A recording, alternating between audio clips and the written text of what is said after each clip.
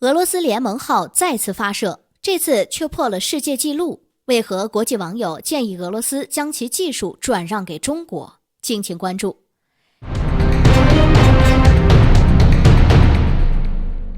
近日，俄罗斯的联盟号载人飞船再一次进行了发射任务。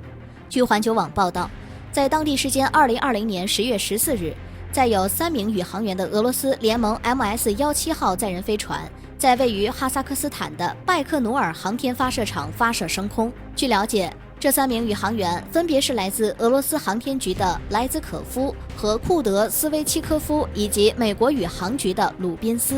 他们将开展为期6个月的国际空间站飞行任务。然而，这次看似普通的发射任务却打破了一项世界纪录。在联盟 MS-17载人飞船发射升空后，俄罗斯航天局在社交媒体上声称，联盟号载人飞船成功地与国际空间站进行了对接。这次的对接任务仅花了3小时03分钟，完成对接的时间比预定时间还快了4分钟，创下了新的世界纪录。此前，在通常情况下，飞往国际空间站的载人飞船需要绕地球34圈，飞行2天左右与国际空间站进行对接，或者是绕地球4圈，飞行6小时左右与空间站对接。令人没想到的是，这次俄罗斯方面竟然只使用了3小时03分。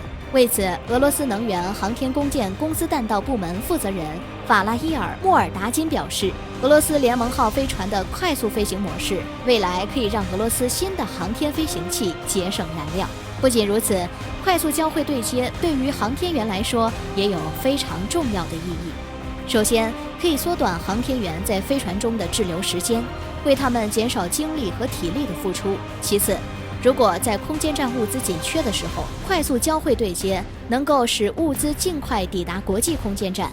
因此，俄罗斯联盟号载人飞船此次的发射任务引起了国际网友的广泛热议。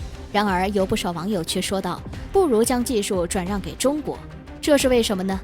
据分析，由于国际空间站使用年限已久，很多地方都出现了一些故障。